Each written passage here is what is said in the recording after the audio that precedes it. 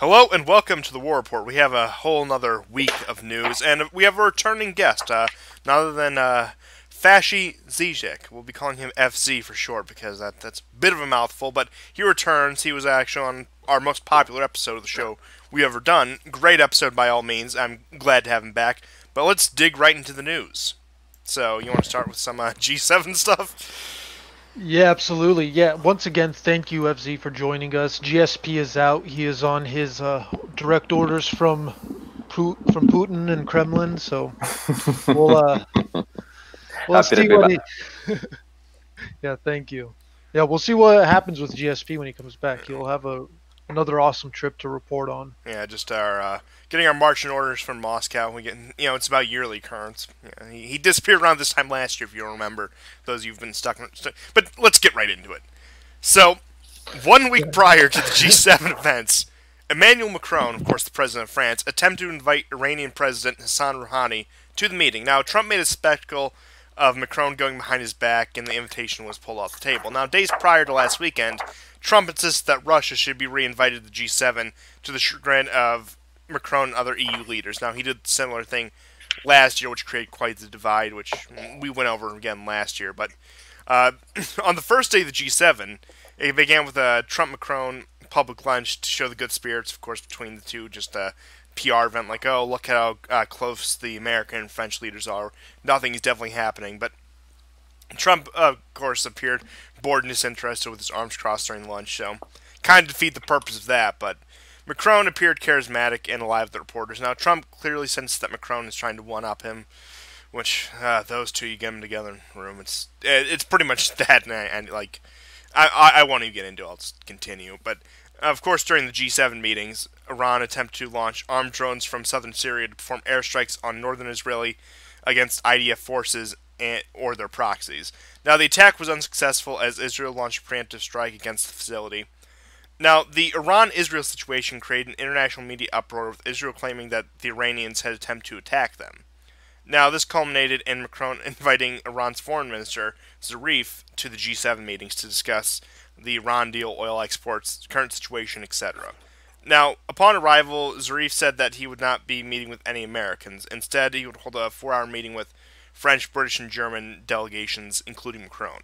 Now, this meeting came as a complete shock and surprise to pretty much all the everyone analyzing the situation. Now, Macron wanted the G7 to be about gender inequality and rainforest trees. Trump, of course, wanted it to be about the trade with China and reintegrating Russia. But lo and behold, the Iranians come along and they steal the show while the Ayatollah and Putin laughed, which is becoming a common theme over the past 2.5, 3 years, if you haven't noticed. Now, Macron's posturing and positioning on Trump.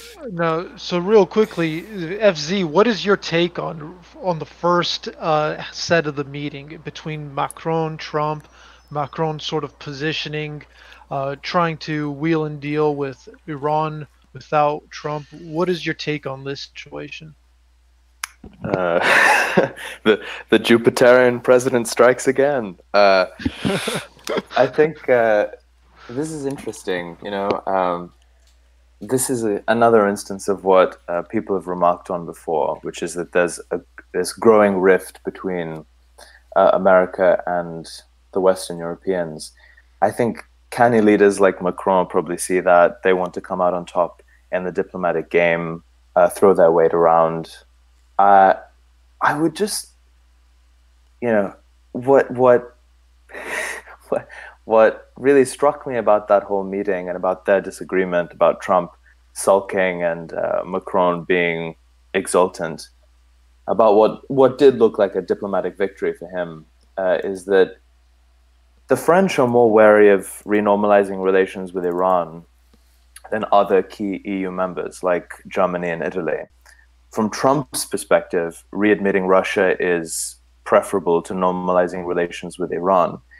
And Macron kind of wanted to outmaneuver Trump, so he just made, as it were, the directly opposing move. He positioned himself as the diplomatic leader of an increasingly independent EU, and I generally appreciate that.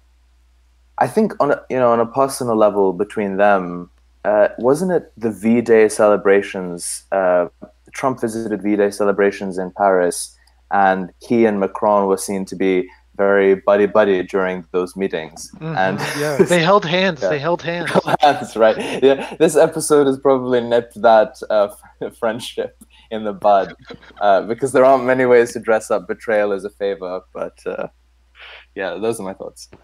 Yeah, I think you're absolutely right. I mean, Trump, I think he didn't seem as into the G7 going into it. I think he saw it as largely pointless. There was actually a report that he had actually said this, that he thought this meeting was completely pointless. Yeah. And I think Macron sort of, and I think Europe in general just don't like that sort of nonchalantness to Trump. And so even if Macron and France don't really see Iran as like the pivotal ally that it needs, they still used it. It was clear that they used it as an opportunity purely against Trump. I mean, it's amazing how much Trump has done for Iran just by having the worst public relations with Europe. I mean, Iran has largely not changed, has become more hostile and aggressive. Yeah. One could even say violent. You could even call it belligerent.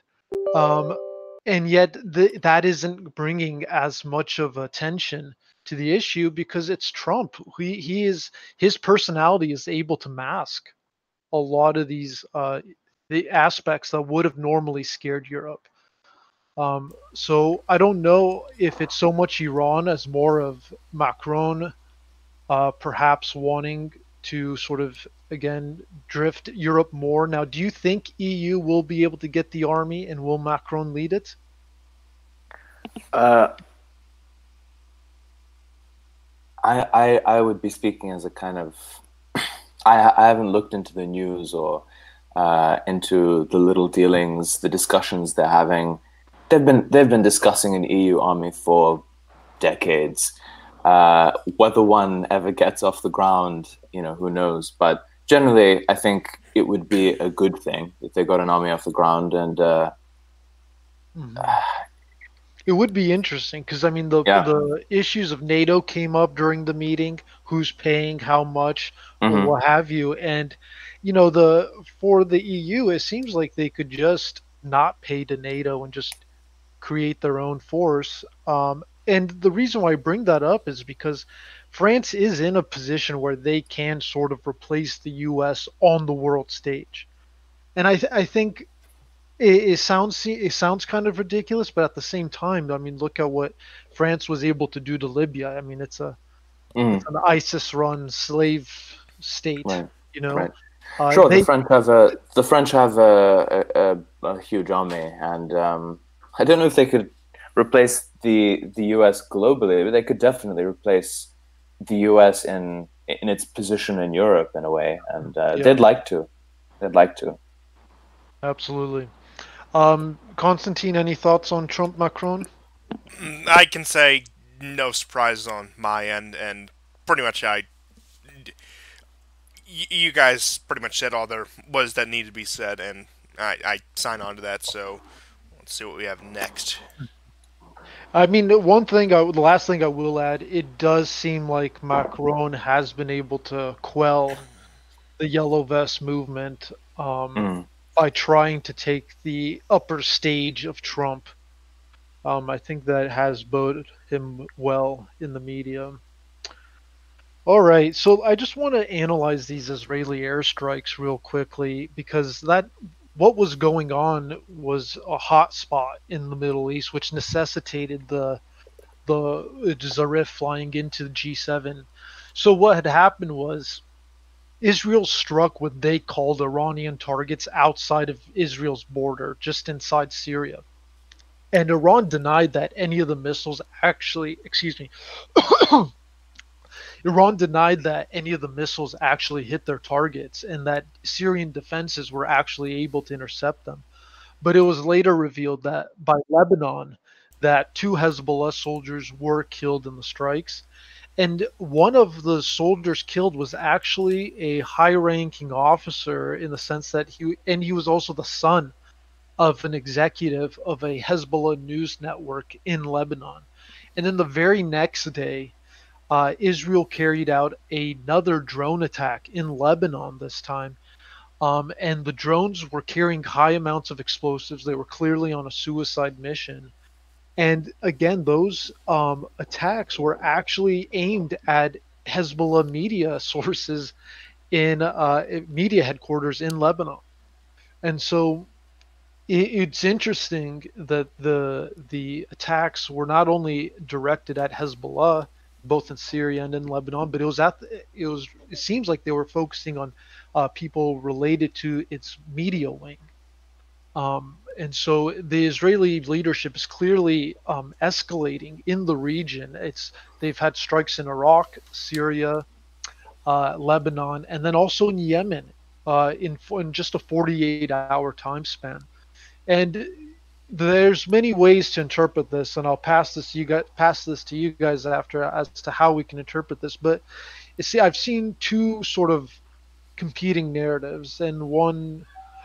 So the first narrative is Iran's take in the sense that what we're seeing is sort of a last military gasp by Israel. That in the sense that they sense that their military options are extremely diminished, that the U.S. for at least right now under Trump isn't going to be as 100% into its policies. Like the U.S. isn't executing these airstrikes. It's Israel, but I mean Trump is giving them the green light, obviously. But before, had this been Obama or Bush, I think these would have been U.S. drones, not Israeli drones. Um, but the so them sort of sensing this sort of urgency that we need to just sort of cause trouble. That's sort of one theory. The other theory is that the Israeli elections, that Netanyahu is essentially using these airstrikes to sort of bolster himself in the election ratings to defeat Epstein associate Ehud Barat. So, what are your guys' takes on the Israeli airstrikes? Go ahead. I think you said everything concrete that had to be said about them. So, if you'll just allow me to comment a bit more speculatively and say, we're kind of moving into an interesting era for the U.S. because, of course, once upon a time, the U.S. really thought of itself as world policeman. If there was ever any policing that had to be going on, it was the U.S. undertaking it. It was the U.S. military. And so if you look at something like the Suez Crisis, in which Britain, France, and Israel colluded essentially in order to do a bit of their own policing, imperial policing in Egypt, the US put the kibosh on that really, really forcefully.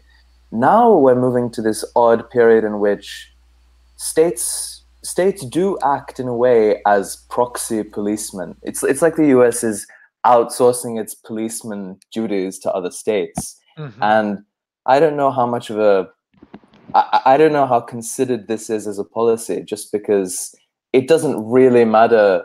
It doesn't really matter that this is something that Israelis decided to do. Everyone responds in the knowledge that, the US told them to get on with it. And so there's the Fatah coalition in Iraq's parliament basically organized a march in which everyone was shouting, death to America and so on. They do see this as the outcome of American foreign policy, in a way. They see who stands behind the Israelis. Oh yeah, absolutely. I think Obama tried to pull a similar thing with going back to Libya.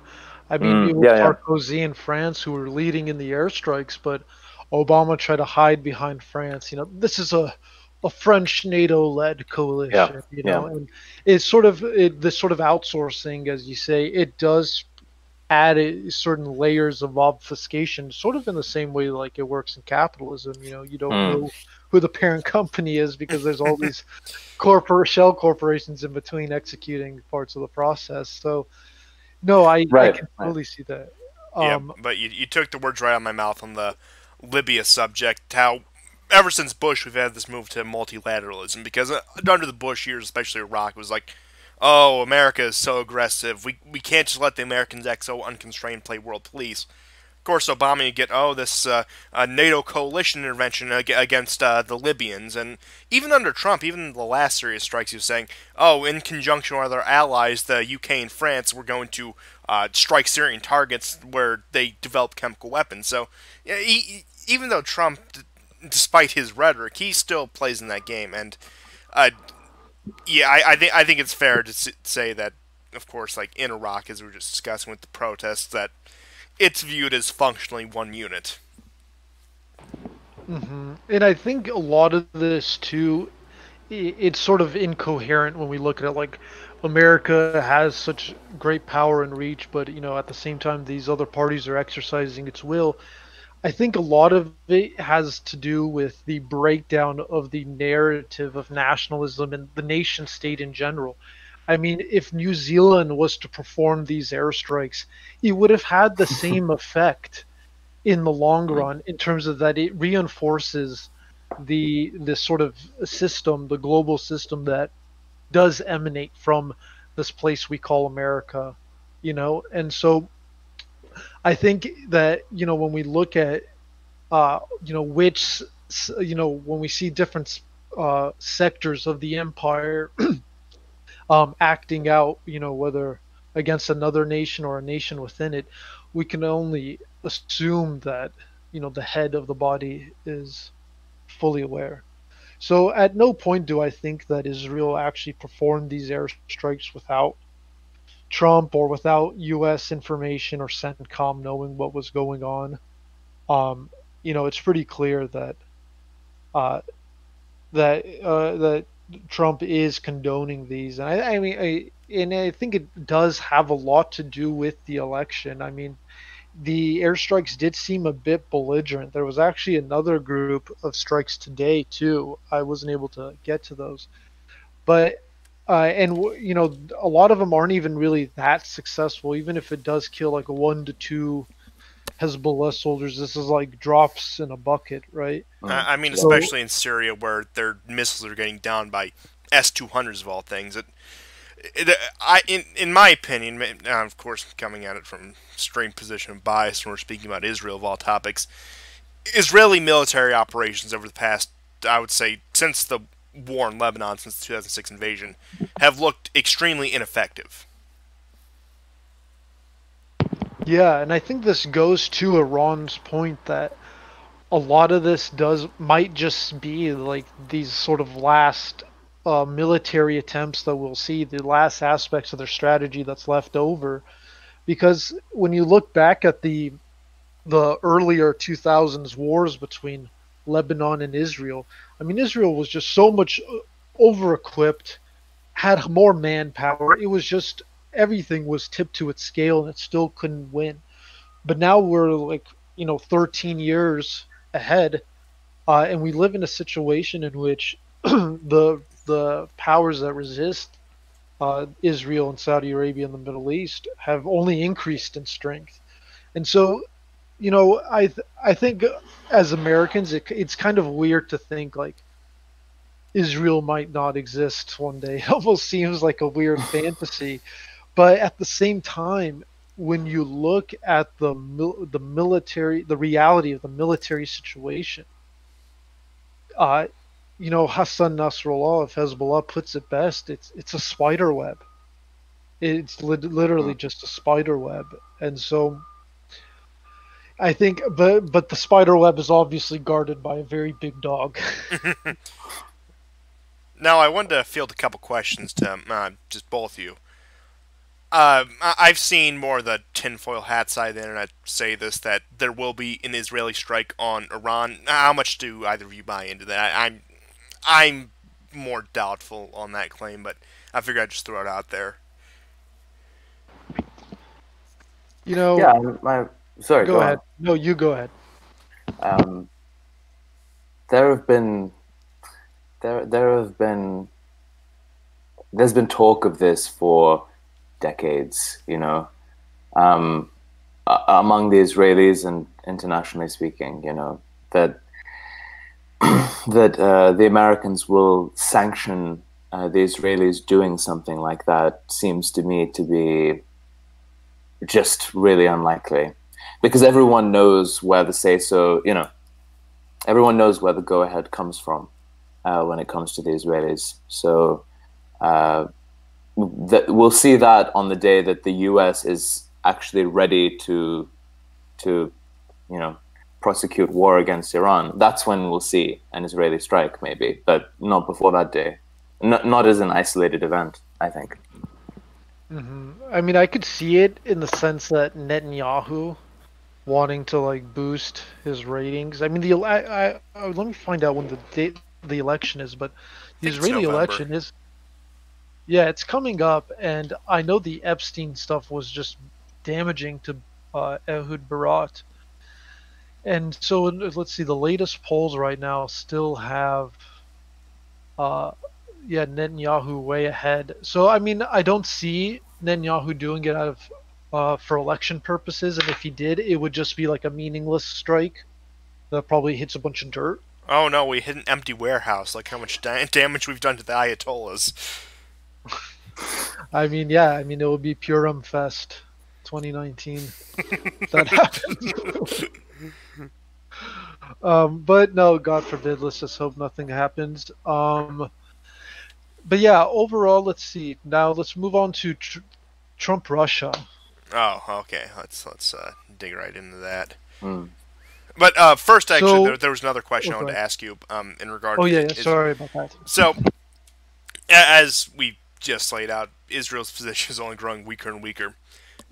I mean, there were talks, I believe, in 2017 where we opened up a small permanent military installation in Israel. I could see over the 2020s, just the upcoming decade, that there may actually be a more significant U.S. presence in Israel of U.S. troops, I don't know, U.S. aircraft, whatever. I could definitely see that. What do you guys think?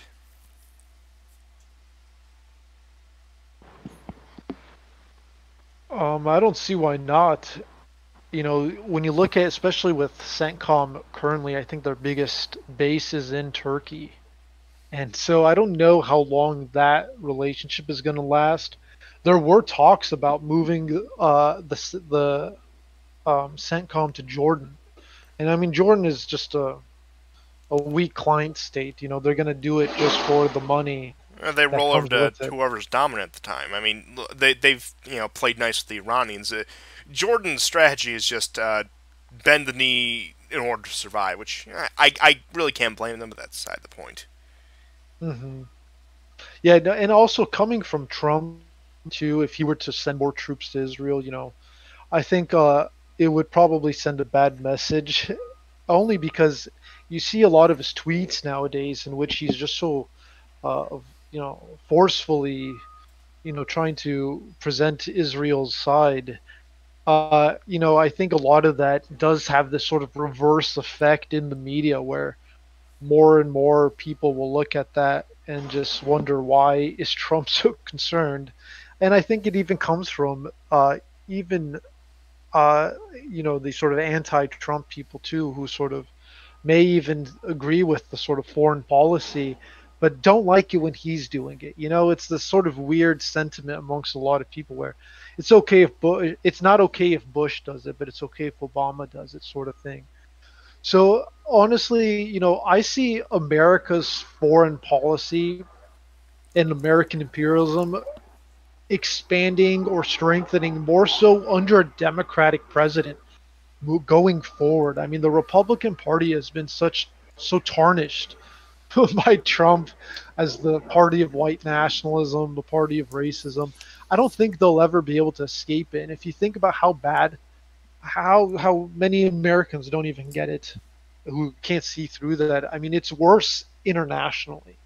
Internationally, they're not going to see it the way Americans do it. And honestly, going back to G7, a lot of the posturing by all these other countries is because a lot of people are taking the calculation that Trump isn't going to win 2020. Now, whether that's true or not, I don't know. But the fact remains is that the international community has this belief based on A, the media that's coming out, and B, their own intel, whatever that may be. So with Trump, I don't know we can assume that he's going to win 2020, and so any large foreign policy moves, I think, even by the establishment itself, is probably put on the back burner, which is probably good for it's good for us. It's good Yeah, for the which taxpayer. just to continue on that, you mentioned that if American imperial power is to grow, it's likely to be under a Democrat because it goes back to a better reputation. That reminds me of a point I've actually been making a lot. I think I actually made it a few episodes ago where Obama was the epitome of what the neoliberals wanted. He had that minority credit. He was well spoken. He got along with everyone and was able to hobnob around, of course, like with other neoliberal leaders. But he represented that, and he was also, or at least his administration, were masterful at using soft power. I mean, look, you could say, long term, especially with like something like Ukraine. Yeah, okay, that was it didn't turn out quite as they hoped it would do, but the Republicans, you have Bush, of course, he goes to Iraq. You have Trump, who plays this very hawkish game with the Iranians. Whereas you have Obama, he's out there smiling, shaking hands, while waging a all-out drone war on 7 different countries and overthrowing several regimes during his time in office. But it goes completely unnoticed because he does it quietly. So I would definitely agree with your assessment that if imperial power is to expand, if anything like this is going to happen, it's going to happen under Democrat, under that kind of style, which is why, just to get off on a little bit of a tangent, I still think the Democrats will find some way to shoehorn Kamala Harris into the nomination, seeing as she's sort of the logical conclusion of that Obama type figure who was like, oh, look, I'm the peak neoliberal of the 21st century. But going on from that. I think that's true. I just link it back to what we said before and say, I think the Democrats are the preferred option of let's say, most of the establishment on the global stage. I mean, the Europeans would clearly prefer to be dealing with Kamala Harris or an establishment Democrat type because they're not going to let up on, American imperialism, but it'll be soft imperialism. They'll delegate to their partners or their puppets or their allies or what have you, their policing power. So the US remains something like the Metropolitan or the Federal Police, but they'll say, look, France, you, the local police, and you, Germany, and you, Italy, you'll go and punish you'll go and punish human rights abuses in Libya or something, which is a move that serves them in the sense that it allows them to flex their muscles, it allows them to feel relevant, and it kind of gives them a latitude for action, which, if you're independently minded like Macron, you fundamentally like that.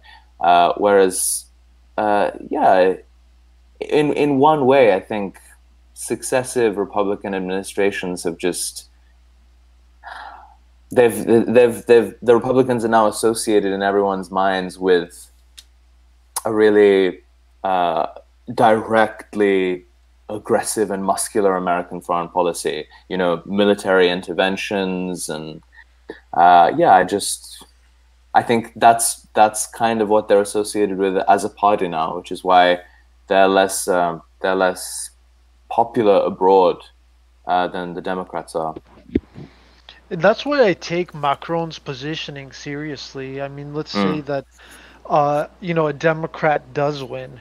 Whoever it is, whether it's Biden or Sanders or Harris, they are not going to have the sort of, the credibility on the world stage that Macron does. I mean, Biden might, but at the same time, I don't think he has the same Obama-like charm Not to that mention Macron. he's 77 years old and he could drop dead at any moment.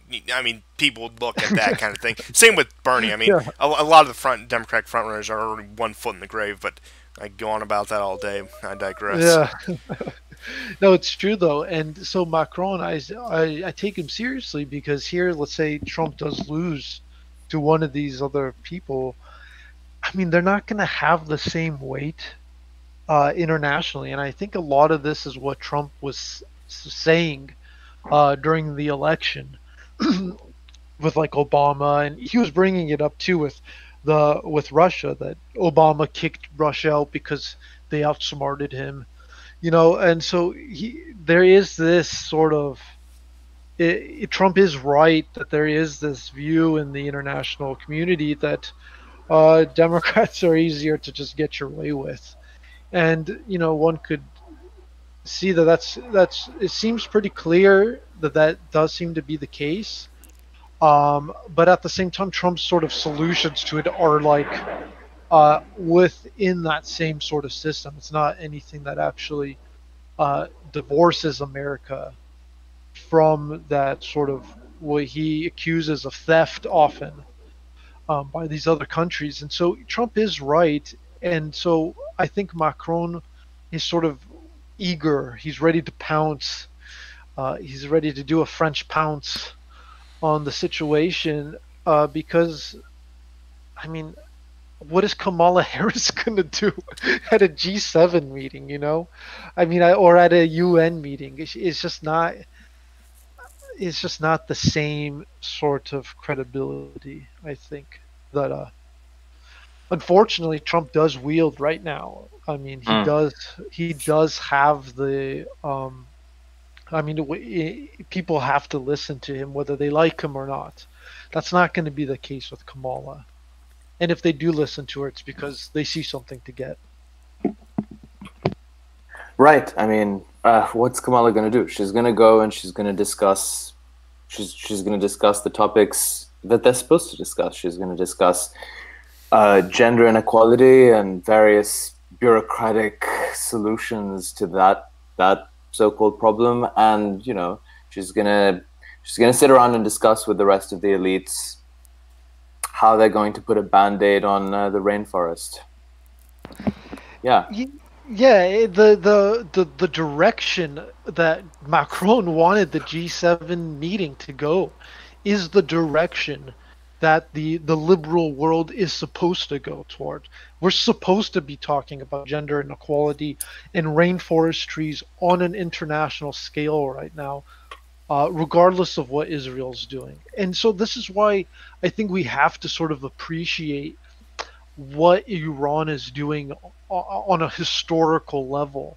They are forcing the world to face reality, to look at concrete reality for a moment.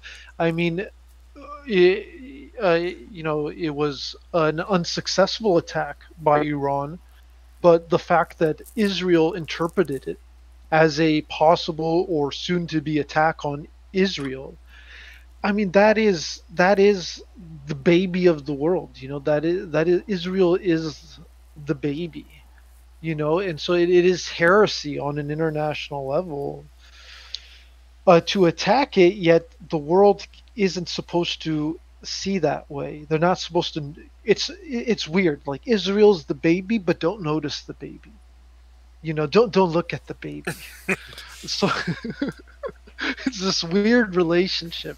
And so I think G7 was sort of this funny situation where the world powers wanted, and even Trump, he wanted to talk about some more real concepts. I understand his feelings of thinking G7 was pointless. It totally makes sense. But at the same time, Iran grounded these people in the sense of, like, look, this is what's going on. This is the situation of the world today. And Macron was forced to change the topics. He used it to his benefit against Trump, but at the same time, he was also like, okay, yeah, talking about fucking rainforest trees is stupid. I mean, let's not diminish what's going on. I mean, there are pretty bad fires going on in the Amazon rainforest. I have no clue what started it. Bolsonaro, I can assure you, I had no part or any Shia had any part in burning it. But the first round of accusations by Bolsonaro was that there was some like Shia Mm. Iranian proxy group setting fires to the forest in Brazil. This is what he actually said. This was Right, ridiculous. he's a useless idiot. Uh, I wasn't trying to downplay the fires themselves. I was just, you Yeah, know, No, yeah. no, I know. I whenever totally know. these elites, yeah, whenever these elites get together, uh, of course they're only ever going to discuss putting a band-aid on one wound in the earth. They're not going to address anything systemic. They're obviously not going to do that. So Yeah, of they're course, just playing out the their clock feigned like concern everyone for the else is. environment. Right, right.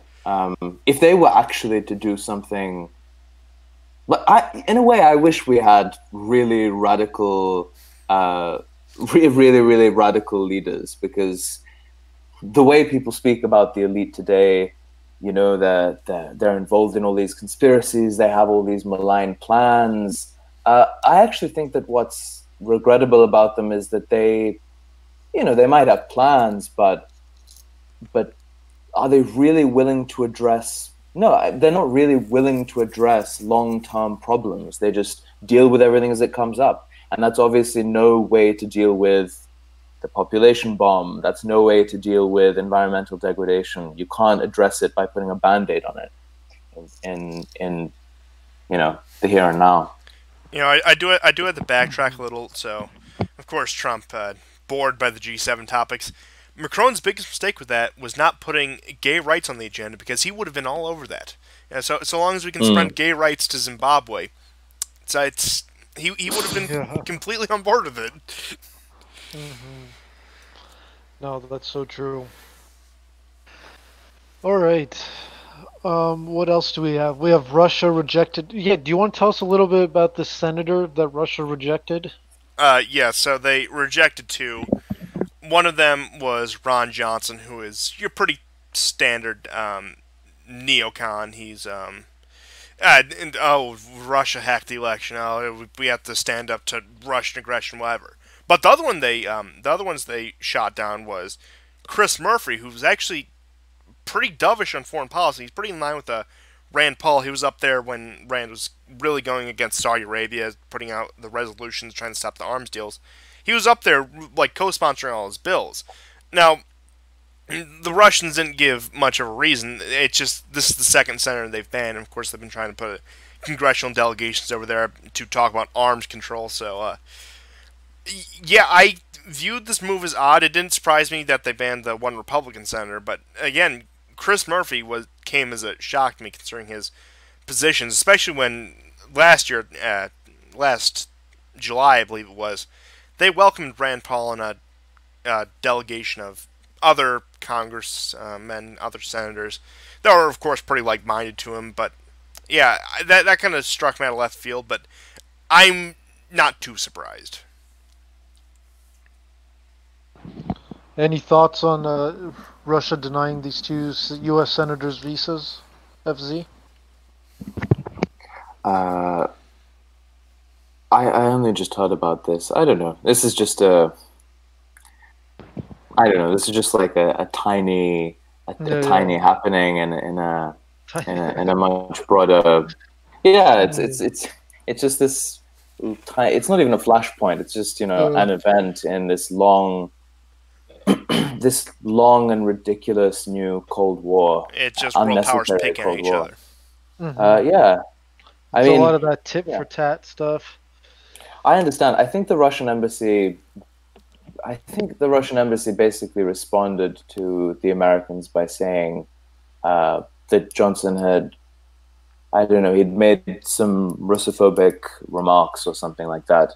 And, yeah, sure, it is what it is. Yeah, I mean, I do have to, of course, point out the double standard.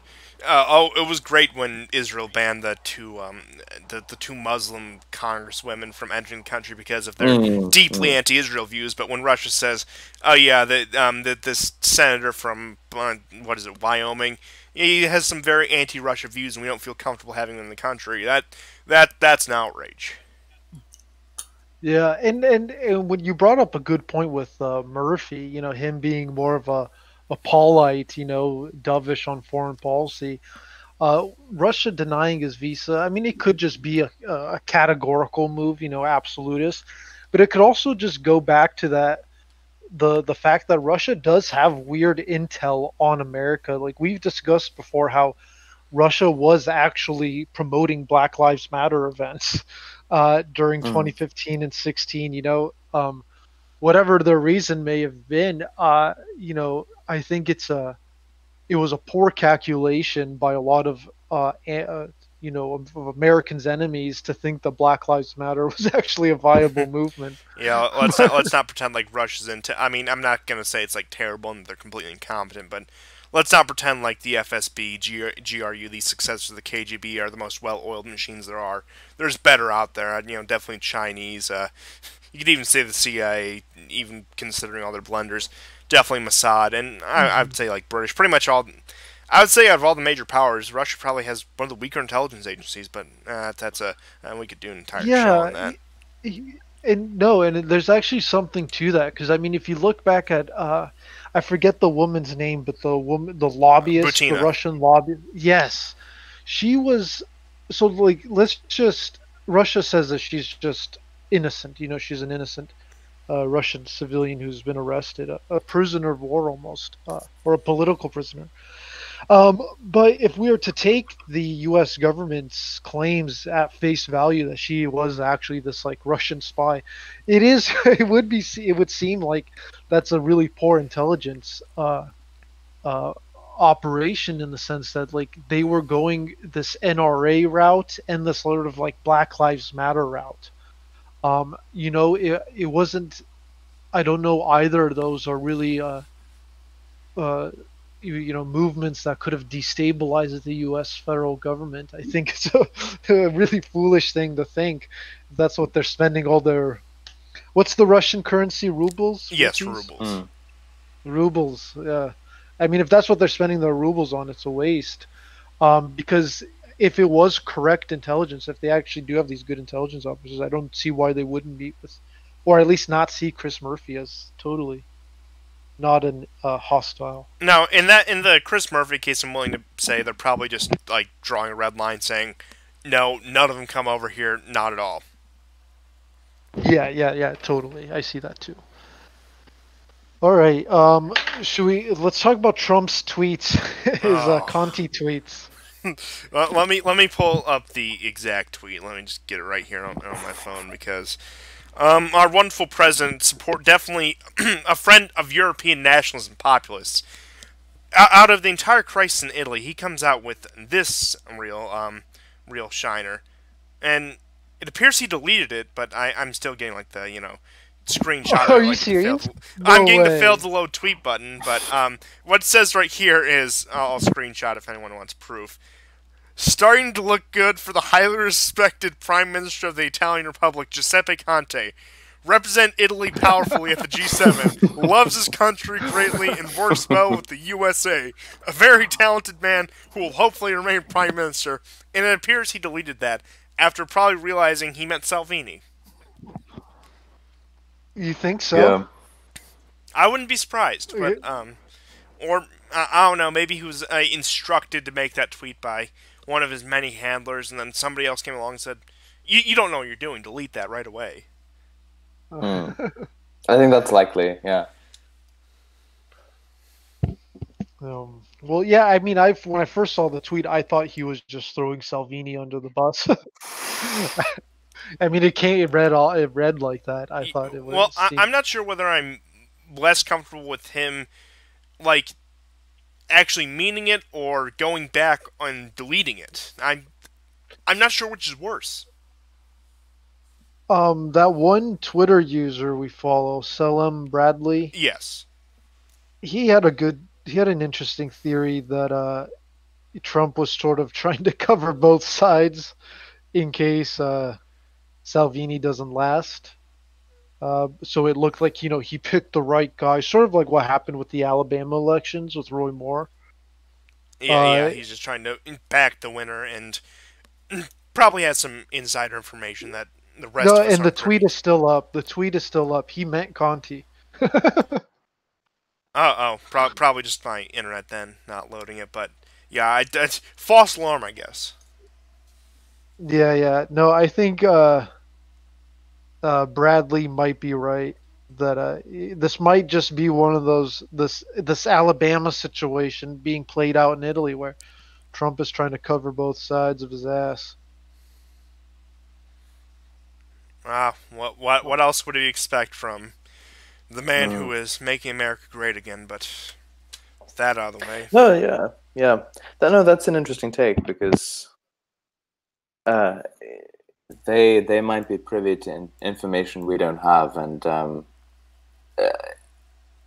I guess the left is going to be alarmist about this kind of stuff, but it kind of looks like Salvini's dream scenario might not materialize. You know, a new government might just be reappointed now from the existing parliament. So his re-election gambit might not work. So he might just be standing on the outside until the next election, at least, which is not what he was aiming for. I maintain what I said previously on the subject. Now he's probably going to get ousted from the government. However, he's going to be a strong main opposition figure. Which, if he were to go into the opposition, he would be the main opposition figure. And seeing as Conte is actually less popular than Macron was during the Yellow Vest protests, I could see this causing some uproar, but that's all speculation. Mm-hmm. Absolutely. So the only other thing that came out today was that Macron reportedly said that the meetings were positive between he and Iran, and that he is trying to facilitate a Trump Rouhani meeting in the coming weeks. This was followed up by some statements by John Bolton, saying that unless Iran, changes drastically, these meetings are pointless. Um, what do you guys think? Do you guys think Iran is actually going to meet with Trump in the next few weeks, like Macron hopes? Uh, Now, Hold on. Let me just add one more tidbit. Trump did make a statement that he'd be open to waiving the oil sanctions again, or giving some sort of loan credit to Iran to help out with the economy. So basically, the man who made a big fuss about Obama unfreezing Iran's money and relieving sanctions is willing to essentially do the same deal, or at least he has said this, depending on what Bolton has to say. But at least Trump has said this. No, sorry, go ahead. no, I think actually early on in the early days of the war report, we actually said that it's a very real possibility that Trump could just recreate the Iran deal with a new name behind it and his face on it. Mm-hmm. But Now, I mean, but the thing is, do you think that it's going to come with the photo op, the summits, and everything? I don't think it'll happen. I was just harkening back to statements we made before. Now, in terms of him, of course, meeting with the Iranians, this is supposed to happen in the last two UN summits. It was supposed to happen in 2017. It was supposed to happen in 2018. Trump actually pulled out of both of those. So, barring anything else, I don't see it happening this year. I don't see it happening ever, and well, never say never, but it's just not in Iran's interest to renegotiate this deal or to have a new deal or anything like that, given that Russia and China are behind the existing deal, and the fact that the Europeans have thrown their support behind the existing deal. I just don't think the Iranians feel the need to stand back or to have negotiations again. Trump has really put himself in a tough spot. I mean, I don't know what America can really do at this point. It would be a major loss of face to have rejected the deal and then to just, come back onto it again. Mostly because if they wanted to sign back onto the deal, I can see the Iranians saying, well, given that you've screwed us around, how about you give us even better conditions? I think the Iranians are happy basically staying on the course they're on, which is being backed by just about every player besides the US, who kind of want to admit Iran back into, this liberal phrase, the family of nations, I guess. The only people who are really strongly, the only major player that's strongly against that is the US at this point. Yeah. No, I think you're right. I think Trump seems to be wanting more of a photo opportunity, which is just going to be a major humiliation for Iran. I mean, I think even the reformists are over it. The reformists who initially wanted the JCPOA and were warned by the conservatives that the Americans would pull out of the deal, it happened. So, I mean, I don't see the reformists wanting this again. And I want to just read what Bolton. So Bolton said this earlier today. The idea that Iran would receive some tangible economic benefit merely for stopping doing things that it should not have been doing in the first place is just a non-starter. If there is a comprehensive deal, then of course the sanctions will come off at that point. When the regime in Iran is ready to talk about that, then there will be a meeting. So what Bolton is getting at, what he's not wanting to say is Iran's ballistic missiles program, which is basically the number one issue that was left off the JCPOA. It was never about nuclear weapons, and that in the ballistic missiles, Iran has said is non-negotiable.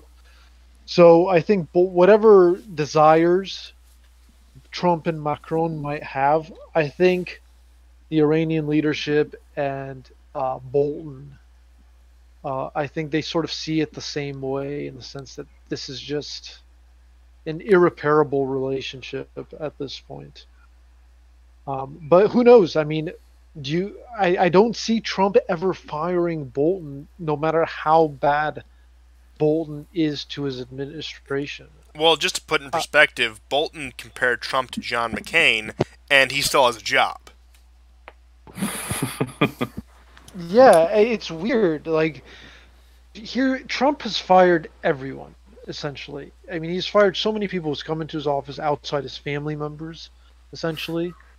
Anyone in the admin has dealt with issues from him, but despite the number of times that there have been reports of friction between Bolton and Trump, Bolton has kept his job. I mean, the man was essentially, his career was revived by Trump. Who knows who told him to hire him? Kushner. But now he seems to have this sort of like untouchable position where he can just go out, say the complete opposite publicly of Trump, and have a job, still have a job. It's bizarre that this man wields such power. Oh, he's a bureaucratic tapeworm, in the words of Tucker Carlson, which proves to be more and more true every time we have the displeasure of talking about him. I think it's his mustache. It whispers to him. It tells him how to stay in power. It tells him the future. No, I don't think he's going anywhere. Yeah, Colonel Sanders. Terrible. Well, what a miscreant. I mean, it is quite this administration has a lot of characters. I mean, like, look at Jared Kushner. I mean, this guy looks the hardest working couple I know. And then you got Colonel Sanders fucking making fried chicken over here, and then you have Sanders, the quite literal chicken hawk. Yeah, literal chicken hawk, and then you have Humpty Dumpty over here just eaten off Bolton's plate. I mean, the moment that these alleged airstrikes happened, or I mean, the alleged attempt by Iran to strike Israel, I mean, Pompeo was tweeting within minutes that I've spoken with Netanyahu and we support Israel. It's just like these talking pieces around Trump are just such characters, just weird cartoon characters that have these perfectly parroted scripts that they're just ready to, just blah, just throw up at any moment whenever they're in front of a microphone or camera. And before it was weird, like when you had the Trump Scaramucci uh, media debacle has sort of rearisen recently. But I mean, recall Scaramucci was fired so quick for saying one thing remotely the opposite of Trump, for something just not even remotely as big as foreign policy, which is the president's only job. I mean, the president, constitutionally speaking, is the commander in chief. His only job is foreign policy, and so it is sort of this weird reality TV show that's just going on right now. I mean, we've gotten to the point where I can actually say 100%, I miss Rex Tillerson. And, oh, Lord knows I had quite the mixed view of Tillerson, but honestly, like, who would have thought he would have been the stable, sane one in all of this? Some oilman who just stumbled into the position of Secretary of State and was fired after, like, what, a year? I mean, in comparison to Bolton, to Pompeo, to any of these other miscreants, he looks fantastic. And even going back to H.R. McMaster and the former National Security Advisor before Bolton, just the one of the top promoters of the Iraq War, one of the generals for that, he looks also stable and sane compared to Bolton. And I mean, look, Mike Flynn, despite all his problems, looks like a strategic genius compared to everyone I just previously mentioned. Yeah, it's so true. And Tillerson, yeah, he came out of left field. I mean, he was in the private sector his whole career, and I remember I watched this one interview with him once about what it was like to get that call from Trump, and it was pretty interesting because he explained how working as a oil exec, having to travel around the world and make business deals, sort of he thought gave him at least the international exposure to the job that he frankly didn't have any political or military background for at all. I remember. Go on. Oh, go ahead. But I was just going to bring up that I just want to finish that the swamp didn't like Tillerson for that reason in many respects, because I mean Trump whatever anti-Israel or anti-Zionist sort of policies or positions Trump has, it's not actually from that position. It's from the position of a businessman, a capitalist who is just trying to make the best of what the situation is or save his money, so to speak. And so I think Tillerson had that same sort of attitude. And so, I mean, Tillerson was ultimately fired because he was having a good relationship with Iran's foreign minister. It ultimately came down to that. Because he was the opposite of Pompeo, like where he wanted to go really hard on North Korea, but was completely fine with maintaining the Iran deal and continuing diplomacy with the Iranians, whereas Pompeo, I would say up until recently, was the exact opposite, where he's completely fine going to North Korea, talking to Kim Jong-un, talking to whoever, but Iran completely off the table. And I just do have to also remark on this, probably one of my last statements in closing. I remember during the confirmation process, the neocons and the liberals, the resist types, were like, well, Tillerson got a Medal of Friendship from the Russian government. He's a foreign asset. Well, they mentioned nothing about John Bolton's Defender of Zion award. Yeah. Those pictures are so cringe, man. So cringe. He looks like one of them. He's like smiling, and he has a yarmulke on. He's not even Jewish, you Mm. know. And you can just see his cheeks are just so flushed with red. He's blushing so hard. He's so happy. I just that picture just cracks me up every single time. I remember one Oh, time I had like uh, the picture of him looking at his phone, looking all sad. Just said, I showed her my Defender of Zion award. Why hasn't she responded yet? well, and this is the sad part. I mean, the Democrats are putting up Joe Biden right now, and Biden famously said, I mean, he's on camera saying, you don't have to be Jewish to be a Zionist. And so, I mean, this is the state of American politics. That the most vehement anti-Trump, the man who's going to take down white nationalism and white supremacy, has the exact same central point this Yeah. of Zionism as Trump, and this is the fundamental problem here. Oh, Joe Biden, don't you get me started. What kills me about him, just not to drag the show on like another hour and a half, but his opening campaign commercial was, oh, we had to stand up to Donald Trump defending the white nationalists of Charlottesville. He's a neo-Nazi sympathizer when.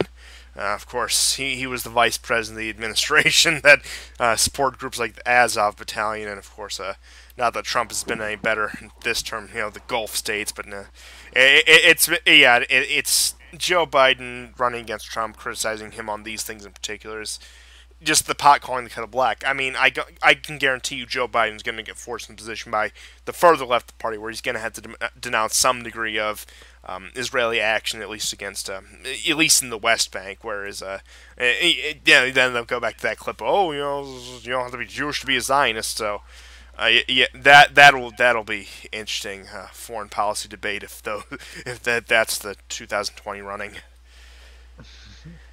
I mean, that's just the sad state of America. I mean, our government will back neo Nazis in Ukraine, Wahhabist rapists in Syria and Iraq, slave traders in Libya, but don't you dare say something sexist in America, white man.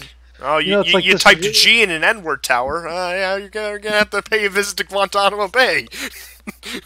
Yeah, these sort of these contradictions, these internal contradictions of America is going to be what splits everything apart. I mean, not physically, but at least in everyone's minds. I mean, you don't see even this vehement anti-Assad sentiment in the media anymore. You don't have this. I mean, I think everyone kind of knows America's helping Al Qaeda and ISIS. I mean, Tulsi Gabbard is openly saying Trump is helping Al Qaeda out in the Democratic debates. I mean, I think people just these internal contradictions of America are becoming more and more apparent in people's minds, and how people deal with them is going to be how people deal with it. It'll be interesting to see going forward, because I mean, it could lead to a mass psychological crisis. Just demoralizing across the populace if they keep seeing a government that just will back neo Nazis and Wahhabists. This is true. I don't know if America, like Americans, are there yet, but I can tell you, non-Americans. I mean, when you see the U.S. do something like what you described, back, fascist, let's just say illiberal actors on its borders, in order to move against its geopolitical rivals. And then they'll send someone like Mike Pompeo out there, this fat fuck, in order to make all the right statements about, how Russia, they're not acting liberally. Oh, why are they doing this? This is why they stand outside of the family of nations. They're a dangerous force. It's just like every time I hear him, my thoughts turn to self-harm, and and generally speaking, I mean, I live in Australia. Every time he's on the news, people are rolling their eyes, and just the spit takes you hear from people. I mean, just ugh. Pompeo. Like, Oh, yeah. I'll like Tillerson. I'll give him this.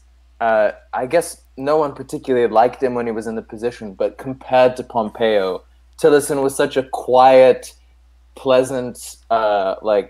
He was a technocrat, really. He was a technocrat. He was just a bureaucrat doing the work that was set before him. He seemed to have a pretty good relationship with his Russian counterparts and so on. And in comparison to this, I don't know what else to say. This unctuous fat fuck, who uses all these canned lines. It's just fucking horrible. I mean, I think I said it best. Pompeo is the lamest Met ever. It's like,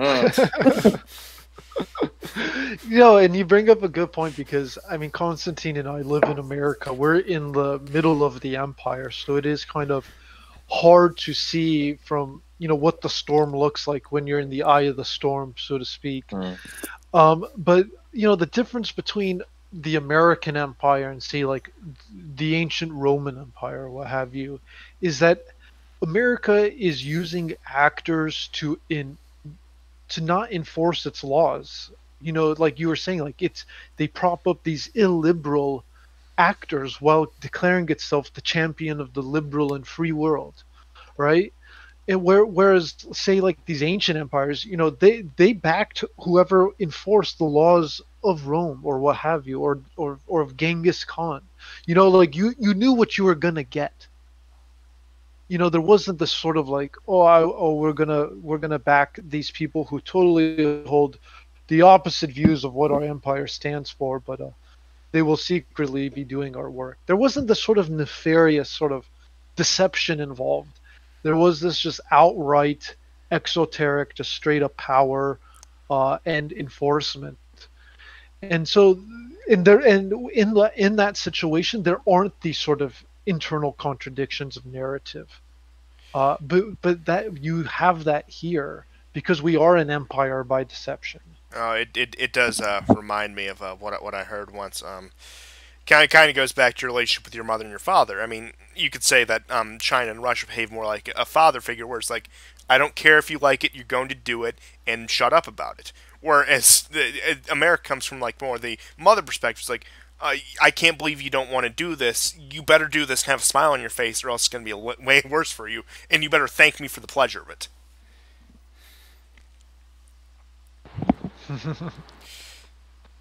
Oh, so true. All right. Do you have anything else to add? I mean, that's all I have. That's all I have too.